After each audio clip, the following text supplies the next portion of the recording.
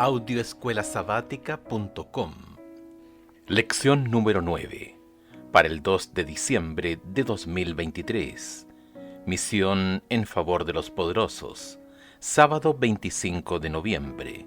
Para memorizar. ¿Qué aprovecha el hombre si gana el mundo entero y pierde su vida? ¿Qué puede dar el hombre a cambio de su vida? Mateo capítulo 16, versículo 26. Si bien se escribió hace muchos años, la Biblia, la palabra de Dios, es la revelación de la verdad de Dios para nuestro mundo. Y entre las muchas verdades que revela, está la de la naturaleza humana, y que básicamente somos todos iguales, pecadores necesitados de la gracia divina. Esto incluye a los ricos y los poderosos. Los ricos y los poderosos de los tiempos bíblicos no eran diferentes de los ricos y los poderosos de los tiempos modernos, especialmente en su búsqueda de riqueza, fama y poder, muchas veces, aunque no siempre, a expensas de los vulnerables. Sin embargo, Dios demuestra el mismo interés por la salvación de los ricos y los poderosos que por los débiles y los necesitados. Las Escrituras ofrecen algunos ejemplos apasionantes de personajes bíblicos que eran poderosos o ricos, o ambas cosas, y cómo Dios los utilizó para ser de bendición para las naciones. Abraham, Isaac, Job, Salomón y José, por citar algunos ejemplos. Esta semana exploraremos la misión de Dios en favor de los ricos y los poderosos. Emprendamos el viaje para ver cómo Dios alcanzó a algunas de estas personas y cómo llama y prepara a los adventistas para dar testimonio a ellos también en la actualidad.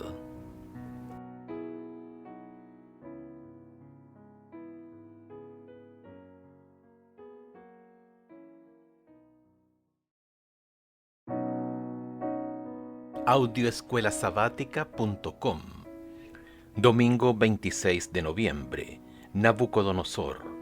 Como adventistas del séptimo día, creemos en lo que se conoce como la expiación ilimitada.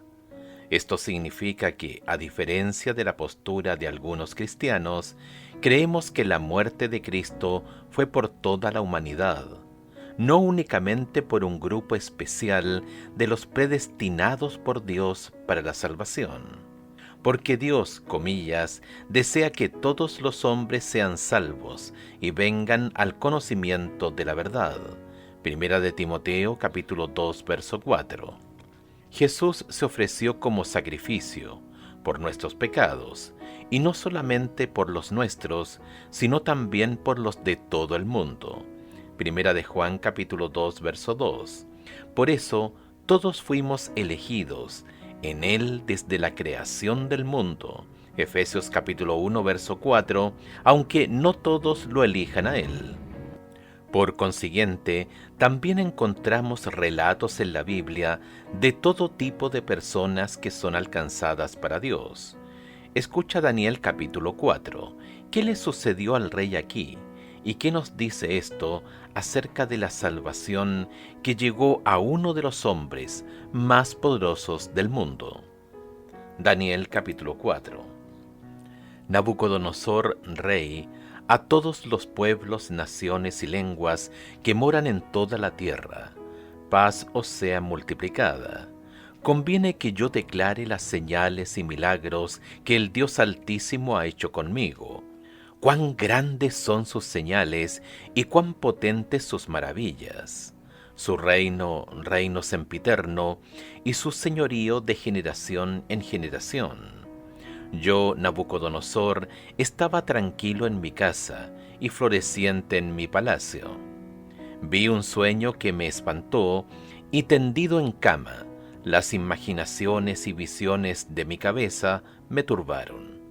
Por tanto mandé que vinieran delante de mí todos los sabios de Babilonia para que me mostrasen la interpretación del sueño. Y vinieron magos, astrólogos, caldeos y adivinos, y les dije el sueño, pero no me pudieron mostrar su interpretación, hasta que entró delante de mí Daniel, cuyo nombre es Belsasar, como el nombre de mi Dios, y en quien mora el espíritu de los dioses santos. Conté delante de él el sueño diciendo: Belsasar, jefe de los magos, ya que he entendido que hay en ti espíritu de los dioses santos, y que ningún misterio se te esconde, declárame las visiones de mi sueño que he visto y su interpretación. Estas fueron las visiones de mi cabeza mientras estaba en mi cama. Me parecía ver en medio de la tierra un árbol, cuya altura era grande. Crecía este árbol y se hacía fuerte, y su copa llegaba hasta el cielo, y se le alcanzaba a ver desde todos los confines de la tierra.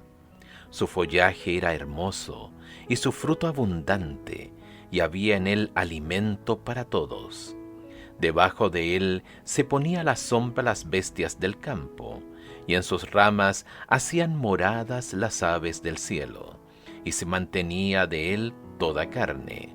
Vi en las visiones de mi cabeza, mientras estaba en mi cama, que he aquí un vigilante y santo descendía del cielo, y clamaba fuertemente y decía así: derribad el árbol y cortad sus ramas, quitadle el follaje y dispersad su fruto.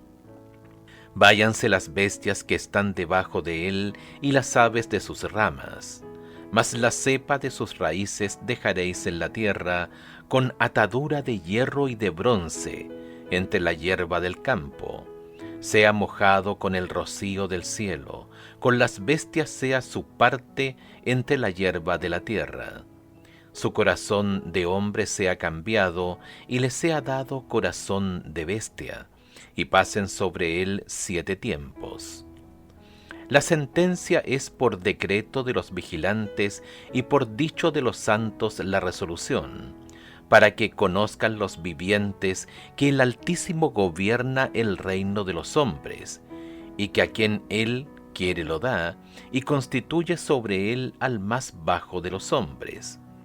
Yo, el rey Nabucodonosor, he visto este sueño. Tú pues, Belsasar, dirás la interpretación de él, porque todos los sabios de mi reino no han podido mostrarme su interpretación. Mas tú puedes, porque mora en ti el espíritu de los dioses santos. Entonces Daniel, cuyo nombre era Belsasar, quedó atónito casi 1 hora, y sus pensamientos lo turbaban. El rey habló y dijo: Belsasar, no te turben ni el sueño ni su interpretación. Belsasar respondió y dijo: Señor mío, el sueño sea para tus enemigos, y su interpretación para los que mal te quieren. El árbol que viste que crecía y se hacía fuerte, y cuya copa llegaba hasta el cielo, y que se veía desde todos los confines de la tierra, cuyo follaje era hermoso y su fruto abundante, y en que había alimento para todos, debajo del cual moraban las bestias del campo, y en cuyas ramas anidaban las aves del cielo. Tú mismo eres, oh rey, que creciste y te hiciste fuerte, pues creció tu grandeza y ha llegado hasta el cielo, y tu dominio hasta los confines de la tierra. Y en cuanto a lo que vio el rey, un vigilante y santo, que descendía del cielo y decía: cortad el árbol y destruidlo, mas la cepa de sus raíces dejaréis en la tierra, con atadura de hierro y de bronce en la hierba del campo, y sea mojado con el rocío del cielo, y con las bestias del campo sea su parte, hasta que pasen sobre él 7 tiempos. Esta es la interpretación, oh rey, y la sentencia del Altísimo, que ha venido sobre mi señor el rey. Que te echarán de entre los hombres, y con las bestias del campo será tu morada, y con hierba del campo te apacentarán como a los bueyes, y con el rocío del cielo serás bañado, y 7 tiempos pasarán sobre ti hasta que conozcas que el Altísimo tiene dominio en el reino de los hombres y que lo da a quien Él quiere. Y en cuanto a la orden de dejar en la tierra la cepa de las raíces del mismo árbol, significa que tu reino te quedará firme, luego que reconozcas que el cielo gobierna. Por tanto, oh rey, acepta mi consejo, tus pecados redime con justicia, y tus iniquidades haciendo misericordias para con los oprimidos, pues tal vez será eso una prolongación de tu tranquilidad. Todo esto vino sobre el rey Nabucodonosor. Al cabo de 12 meses, paseando en el palacio real de Babilonia, habló el rey y dijo: ¿No es esta la gran Babilonia que yo edifiqué para casa real, con la fuerza de mi poder y para gloria de mi majestad? Aún estaba la palabra en la boca del rey cuando vino una voz del cielo: A ti se te dice, rey Nabucodonosor, el reino ha sido quitado de ti. Y de entre los hombres te arrojarán, y con las bestias del campo será tu habitación, y como a los bueyes te apacentarán, y 7 tiempos pasarán sobre ti hasta que reconozcas que el Altísimo tiene el dominio en el reino de los hombres y lo da a quien Él quiere. En la misma hora se cumplió la palabra sobre Nabucodonosor, y fue echado de entre los hombres y comía hierba como los bueyes, y su cuerpo se mojaba con el rocío del cielo, hasta que su pelo creció como plumas de águila, y sus uñas como la de las aves. Mas al fin del tiempo, yo, Nabucodonosor, alcé mis ojos al cielo, y mi razón me fue devuelta, y bendije al Altísimo, y alabé y glorifiqué al que vive para siempre, cuyo dominio es sempiterno, y su reino por todas las edades. Todos los habitantes de la tierra son considerados como nada, y Él hace según su voluntad en el ejército del cielo y en los habitantes de la tierra, y no hay quien detenga su mano y le diga: ¿qué haces? En el mismo tiempo mi razón me fue devuelta, y la majestad de mi reino, mi dignidad y mi grandeza volvieron a mí, y mis gobernadores y mis consejeros me buscaron, y fui restablecido en mi reino, y mayor grandeza me fue añadida. Ahora yo, Nabucodonosor, alabo, engrandezco y glorifico al Rey del cielo, porque todas sus obras son verdaderas y sus caminos justos, y Él puede humillar a los que andan con soberbia. Un ejemplo sorprendente en la Biblia de cómo Dios alcanza a los incrédulos poderosos es la historia del rey Nabucodonosor. El juicio de Dios se ejecutó sobre él de una manera similar a la de algunos reyes israelitas. Ver, por ejemplo, Segunda de Crónicas, capítulo 32, versos 25 y 26. Primera de Reyes, capítulo 14, versículos 21 al 31. Y Primera de Samuel, capítulo 28. El relato bíblico de Nabucodonosor, quien recapacitó y reconoció al Dios creador, muestra que Dios se preocupa tanto por los ricos y los poderosos como por los débiles y los necesitados. En el versículo 37, el hombre más poderoso de la tierra declaró, comillas, ahora yo, Nabucodonosor, alabo, engrandezco y glorifico al Rey del cielo, porque todas sus obras son verdad, sus caminos justos, y puede humillar a los que andan con soberbia. Daniel capítulo 4, verso 37. Ojalá todos los ricos, los poderosos y los soberbios de entre los mortales comprendieran esta verdad. ¿Qué podemos aprender de esta historia? En primer lugar, Dios utiliza a los creyentes comprometidos, como Daniel, como puente para llegar a los incrédulos poderosos. En segundo lugar, Dios puede intervenir directamente en el proceso de testificación para alcanzar a los incrédulos poderosos. Dios humilló a Nabucodonosor por su orgullo y arrogancia, Y aunque esta fue una historia muy dramática, hay muchas otras maneras en que los ricos, los poderosos y los arrogantes pueden ser humillados. Aunque no seamos ricos ni poderosos según los criterios del mundo, ¿por qué debemos tener cuidado de evitar el tipo de arrogancia que había manifestado este rey? ¿Por qué tener esa actitud es más fácil de lo que pensamos?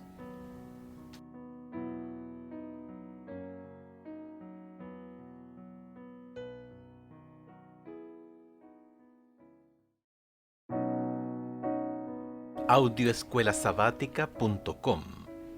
Lunes 27 de noviembre. Naamán. Cristo murió por todos, independientemente de su origen, riqueza, etnia o estatus. Dios está alcanzando a poderosos del mundo no cristiano y espera que vivan a la altura de la luz que tienen. Elena de White en los Hechos de los Apóstoles, páginas 342 y 343. Escucha Segunda de Reyes capítulo 5, versos 1 al 19. ¿Qué podemos aprender de esta historia acerca de la manera de alcanzar a la gente para el Señor? Naamán, general del ejército del rey de Siria, era varón grande delante de su señor, y lo tenía en alta estima, porque por medio de él había dado Jehová salvación a Siria. Era este hombre valeroso en extremo, pero leproso. Y de Siria habían salido bandas armadas y habían llevado cautiva de la tierra de Israel a una muchacha, la cual servía a la mujer de Naamán. Esta dijo a su señora: si rogase mi señor al profeta que está en Samaria, él lo sanaría de su lepra. Entrando Naamán a su señor, le relató diciendo: así y así ha dicho una muchacha que es de la tierra de Israel. Y le dijo el rey de Siria: anda, ve, y yo enviaré cartas al rey de Israel. Salió pues él llevando consigo 10 talentos de plata y 6 piezas de oro y 10 mudas de vestido.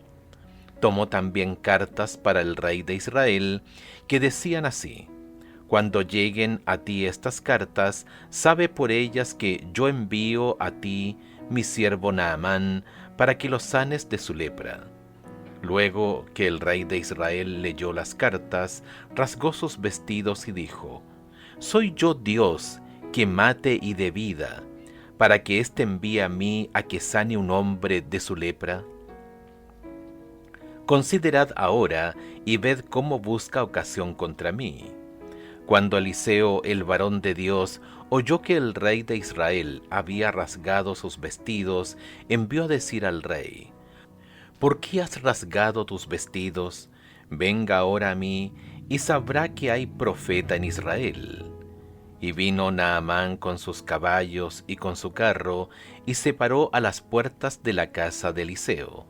Entonces Eliseo le envió un mensajero diciendo: ve y lávate 7 veces en el Jordán, y tu carne se te restaurará y serás limpio. Y Naamán se fue enojado, diciendo: he aquí yo decía para mí, saldrá él luego, y estando en pie invocará el nombre de Jehová su Dios, y alzará su mano y tocará el lugar y sanará la lepra. Abana y Farfar, ríos de Damasco, ¿no son mejores que todas las aguas de Israel? Si me lavare en ellos, ¿no seré también limpio? Y se volvió y se fue enojado. Mas sus criados se le acercaron y le hablaron diciendo: Padre mío, si el profeta te mandara alguna gran cosa, ¿no la harías? ¿Cuánto más diciéndote: lávate y serás limpio? Él entonces descendió y se zambulló 7 veces en el Jordán, conforme a la palabra del varón de Dios, y su carne se volvió como la carne de un niño, y quedó limpio. Y volvió al varón de Dios, él y toda su compañía, y se puso delante de él y dijo: He aquí ahora conozco que no hay Dios en toda la tierra, sino en Israel. te ruego que recibas algún presente de tu siervo. Mas él dijo, vive Jehová en cuya presencia estoy, que no lo aceptaré. Y le instaba que aceptara alguna cosa, pero él no quiso. Entonces Naamán dijo, te ruego pues, de esta tierra no se dará a tu siervo la carga de un par de mulas, porque de aquí en adelante tu siervo no sacrificará holocausto, ni ofrecerá sacrificio a otros dioses sino a Jehová. En esto perdone Jehová tu siervo, que cuando mi señor, el rey, entrara en el templo de Rimón para adorar en él, y se apoyare sobre mi brazo, si yo también me inclinara en el templo de Rimón, cuando haga tal, Jehová perdone en esto a tu siervo. Y él le dijo, ve en paz. Se fue pues y caminó como media legua de tierra. En Segunda de Reyes capítulo 5 versos 17 al 19, Naamán hizo dos peticiones inusuales después de que Dios lo sanó de la lepra.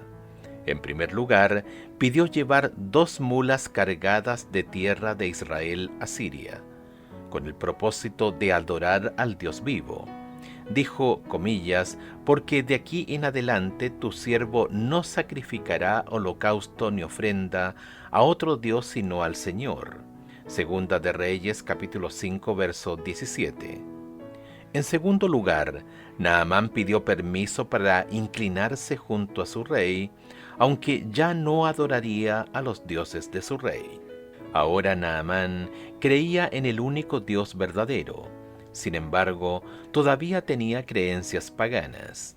Su pedido de llevarse tierra de Israel indicaba que no entendía completamente al Dios creador. Tal vez supuso que necesitaba llevar tierra porque en su cosmovisión Dios es territorial, como sus antiguos dioses, o tal vez quería construir un altar con la tierra de Israel. De cualquier manera, su creencia en Dios estaba mezclada con sus antiguas creencias. La historia de Naamán ofrece un contexto para los no cristianos que se acercan a Cristo en la actualidad. Una lección que no podemos aprender de la historia de Naamán es que los cambios de cosmovisión llevan tiempo. La segunda petición era más preocupante.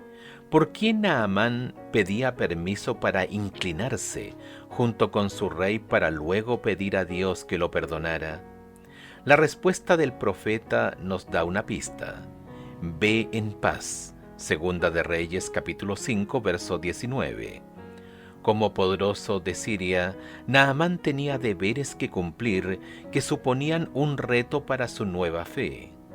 Es importante que los nuevos creyentes, especialmente los que provienen de otras religiones, reciban apoyo y orientación para hacer frente a las exigencias culturales y sociales de su vida pasada, antes de ser una persona de fe. Recuerda, Naamán dejó su país impío como leproso y regresó como un hombre sanado y un discípulo del Dios creador. Acababa de comenzar su experiencia, necesitaba tiempo para crecer.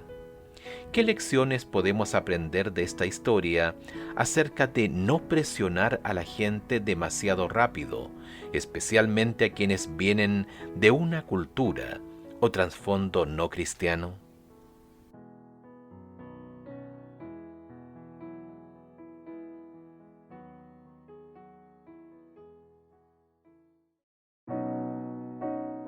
Audioescuelasabática.com. Martes 28 de noviembre. Testificar a los instruidos. Nicodemo. Nicodemo era un hombre culto. La Biblia lo describe como un gobernante de los judíos. Juan capítulo 3 verso 1. Jesús se refirió a él como maestro de Israel. Juan capítulo 3 verso 10. Conocía bien la Biblia y tenía sed espiritual del Señor. Desde una perspectiva humana, podía parecer un seguidor de Dios. Guardaba todos los mandamientos y era un líder respetado entre los judíos. Era poderoso y rico. Muchos consideraban que estas cosas eran señales de que Dios lo había bendecido. Sin embargo, resulta que estas apariencias superficiales eran únicamente eso, apariencias superficiales. Escucha Juan capítulo 3, versos 1 al 12. Había un hombre de los fariseos que se llamaba Nicodemo, un principal entre los judíos. Este vino a Jesús de noche y le dijo: Rabí, sabemos que has venido de Dios como maestro, porque nadie puede hacer estas señales que tú haces si no está Dios con él. Respondió Jesús y le dijo: de cierto te digo, que el que no naciere de nuevo no puede ver el reino de Dios. Nicodemo le dijo: ¿cómo puede un hombre nacer siendo viejo? ¿Puede acaso entrar por segunda vez en el vientre de su madre y nacer? Respondió Jesús: de cierto te digo, que el que no naciere de agua y del Espíritu no puede entrar en el reino de Dios. Lo que es nacido de la carne, carne es, y lo que es nacido del Espíritu, Espíritu es. No te maravilles que te dije, os es necesario nacer de nuevo. El viento sopla de donde quiere y oyes su sonido, mas ni sabes de dónde viene ni a dónde va. Así es todo aquel que es nacido del Espíritu. Respondió Nicodemo y le dijo: ¿cómo puede hacerse esto? Respondió Jesús y le dijo: ¿eres tú maestro de Israel y no sabes esto? De cierto te digo, que lo que sabemos hablamos, y lo que hemos visto testificamos, y no recibís nuestro testimonio. Si os he dicho cosas terrenales y no creéis, ¿cómo creeréis si os dijere las celestiales? Cuando Nicodemo se acercó a Jesús, trató de salvar las apariencias, el status quo. Pero Dios conocía su corazón.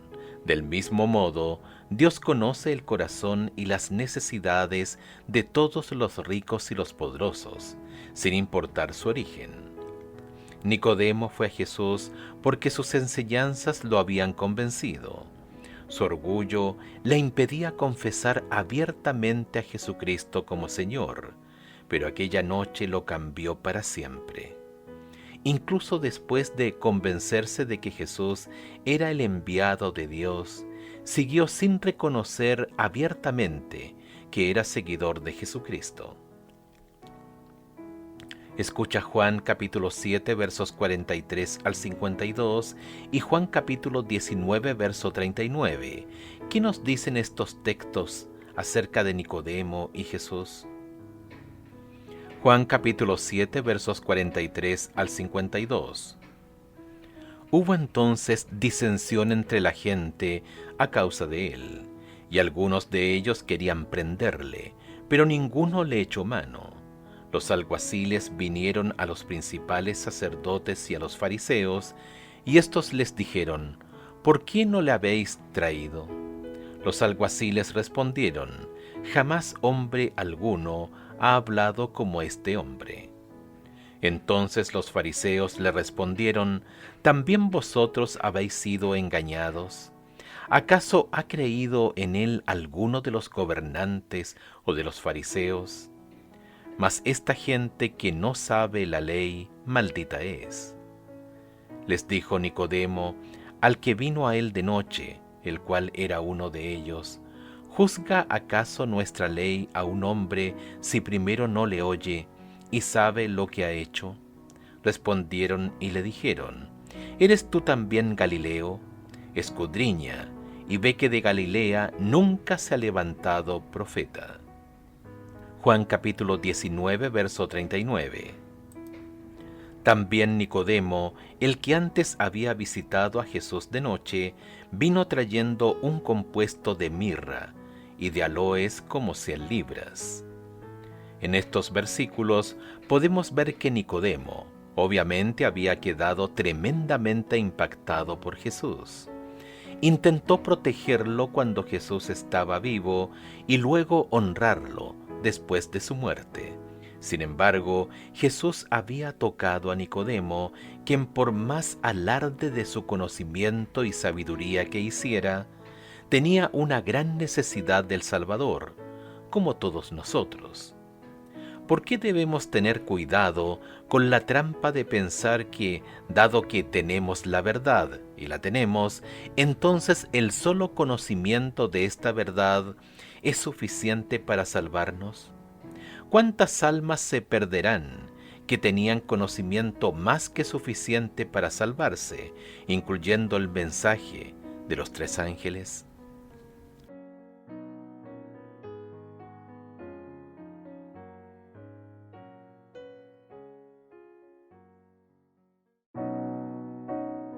Audioescuelasabática.com.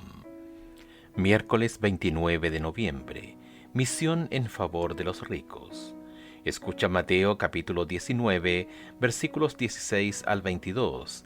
¿Qué lecciones podemos aprender de esta historia en la que, a diferencia de Nicodemo, una persona no aceptó a Jesús? Mateo capítulo 19, versos 16 al 22. Entonces vino uno y le dijo: Maestro bueno, ¿qué bien haré para tener la vida eterna? Él le dijo: ¿Por qué me llamas bueno? Ninguno hay bueno sino uno, Dios. Mas si quieres entrar en la vida, guarda los mandamientos. Le dijo: ¿Cuáles? Y Jesús dijo: No matarás, no adulterarás, no hurtarás, no dirás falso testimonio. Honra a tu padre y a tu madre, y amarás a tu prójimo como a ti mismo. El joven le dijo: Todo esto lo he guardado desde mi juventud. ¿Qué más me falta? Jesús le dijo: Si quieres ser perfecto, anda, vende lo que tienes y dalo a los pobres, y tendrás tesoro en el cielo. Y ven y sígueme. Oyendo el joven esta palabra, se fue triste, porque tenía muchas posesiones. La interacción de Jesús con el joven rico muestra lo peligrosa que puede ser la riqueza. Fíjate en estas palabras, comillas, repito, es más fácil que un camello entre por el ojo de una aguja que un rico en el reino de Dios. Mateo capítulo 19, verso 24. Esto, por supuesto, no significa que los ricos no pueden salvarse, sino solo que, si no tienen cuidado, sus riquezas pueden ser realmente un impedimento para la salvación. A fin de cuentas, los ricos y los pobres se enfrentan al mismo destino, la tumba. Esto significa que los ricos necesitan la salvación tan desesperadamente como los demás. El dinero no puede comprar la exención de la muerte. Esa exención es un don que Jesús ofrece gratuitamente a quien la reclame por fe. Yo soy la resurrección y la vida. El que cree en mí, aunque muera, vivirá. Juan capítulo 11, verso 25. Escucha Lucas capítulo 19, versos 1 al 10. ¿Cuál es la diferencia entre esta historia y la del joven rico? Habiendo entrado Jesús en Jericó, iba pasando por la ciudad, y sucedió que un varón llamado Zaqueo, que era jefe de los publicanos y rico, procuraba ver a quién era Jesús, pero no podía a causa de la multitud, pues era pequeño de estatura. Y corriendo delante, subió a un árbol sicómoro para verle, porque había de pasar por allí. Cuando Jesús llegó a aquel lugar, mirando hacia arriba, le vio y le dijo: Zaqueo, date prisa, desciende, porque hoy es necesario que pose yo en tu casa. Entonces él descendió aprisa y le recibió gozoso. Al ver esto, todos murmuraban diciendo que había entrado a posar con un hombre pecador. Entonces Zaqueo, puesto en pie, dijo al Señor: He aquí, Señor, la mitad de mis bienes doy a los pobres, y si en algo he defraudado a alguno, se lo devuelvo cuadruplicado.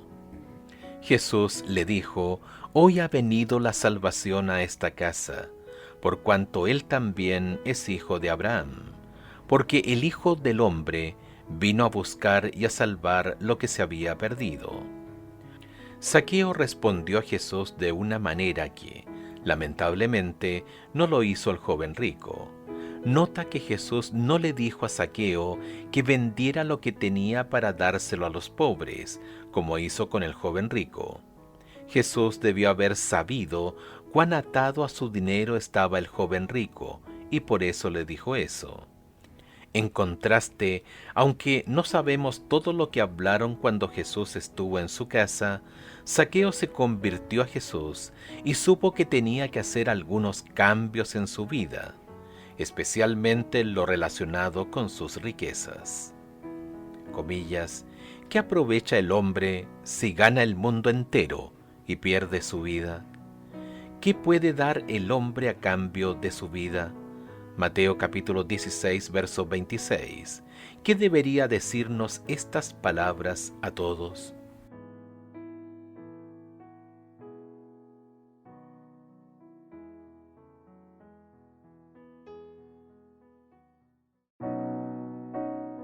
Audioescuelasabática.com. Jueves 30 de noviembre. Misión en favor de los poderosos. Jesús sabía cómo hacerse amigo de los poderosos. Muchos de ellos lo admiraban y lo respetaban, y al mismo tiempo, también muchos lo despreciaban.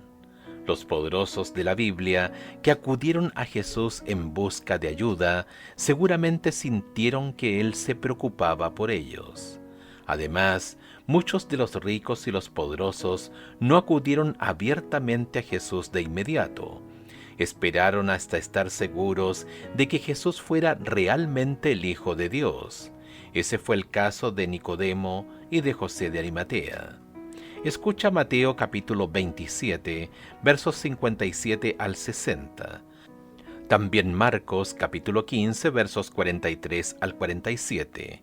Lucas capítulo 23, versos 50 al 53. Juan capítulo 19, versos 38 al 42.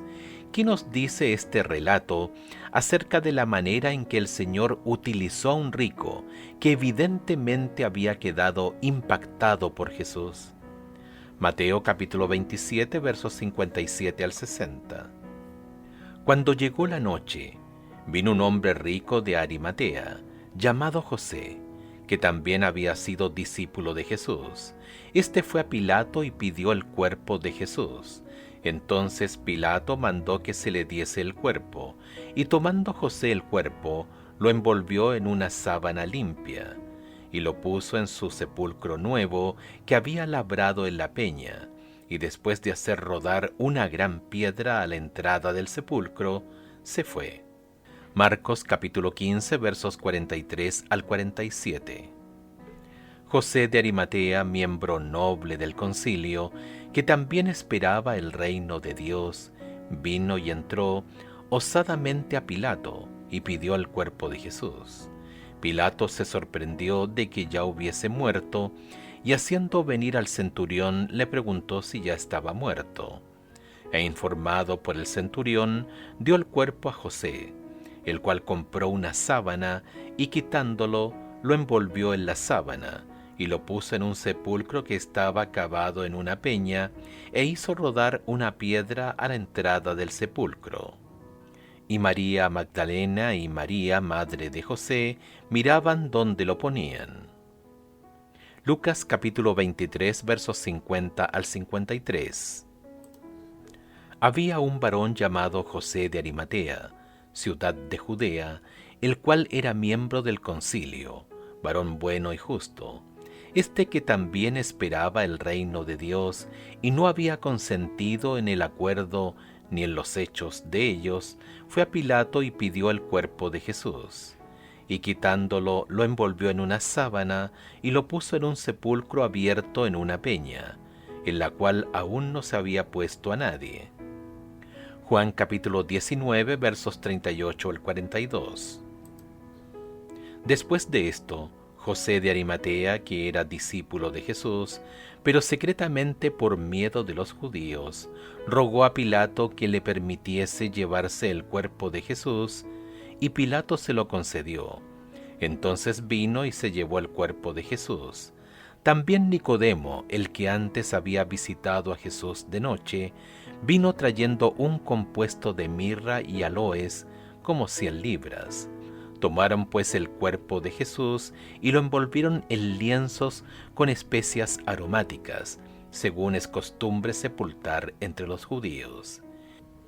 Y en el lugar donde había sido crucificado había un huerto, y en el huerto un sepulcro nuevo, en el cual aún no había sido puesto ninguno. Allí pues, por causa de la preparación de la Pascua de los judíos, y porque aquel sepulcro estaba cerca, pusieron a Jesús. Hasta este momento no habíamos oído nada de José de Arimatea. De repente aparece este rico casi de la nada, y es utilizado para ayudar a cumplir la profecía. Dios usó y seguirá usando a los ricos para sus propósitos. Por lo tanto, nosotros también debemos tener una misión en favor de ellos.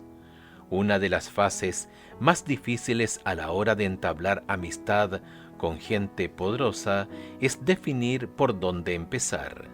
En general, es mejor no perseguirlos. Deja que ellos vengan a ti. Jesús hizo esto. Ellos se convirtieron en testigos de su mensaje, de su sanación y del poder de Dios. Mientras mantenían un perfil bajo, se convencieron de que Él era verdaderamente el Hijo de Dios. Los poderosos tratarán de colaborar con un ministerio auténtico por varias razones. Quieren formar parte de algo bueno que cambie la vida de la gente. Y ellos saben de que de esta manera su vida también puede ser transformada. Es una forma sutil de que los ricos y los poderosos obtengan la ayuda que necesitan sin revelar públicamente sus necesidades.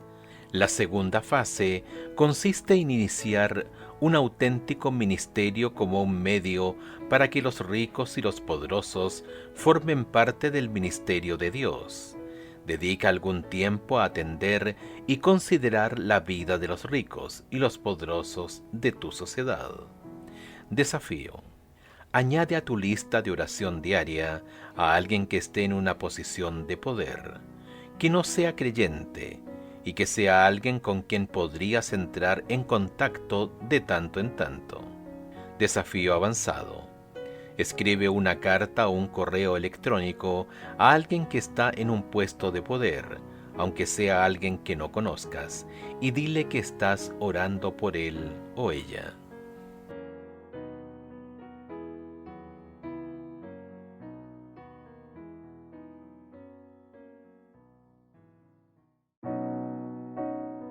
Audioescuelasabática.com. Viernes 1 de diciembre.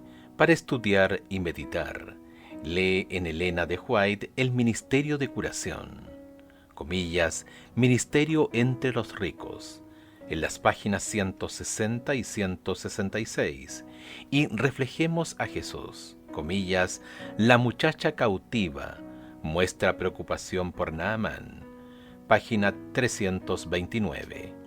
El amor de Jesús es el mismo por los pobres que por los ricos y los poderosos del mundo. Murió tanto por los príncipes como por los indigentes. Jesús conocía la manera más eficaz de llegar al corazón de ellos. Nos advirtió que es más fácil pasar un camello por el ojo de una aguja que un rico entre en el reino de Dios. Marcos capítulo 10, verso 25. Esta semana tenemos el desafío de llegar a los poderosos y los ricos con el Evangelio de Jesucristo. Ellos necesitan la salvación tanto como los demás, aunque por desgracia no se den cuenta de ello debido a la sensación de seguridad que creen que les ofrece su riqueza. Mucho se ha dicho con respecto a nuestro deber hacia los pobres desatendidos, Pero ¿no debe dedicarse alguna atención a los ricos desatendidos? Miles de ricos han descendido al sepulcro sin que nadie los previniera, pero por muy indiferentes que parezcan, muchos de ellos andan con el alma cargada.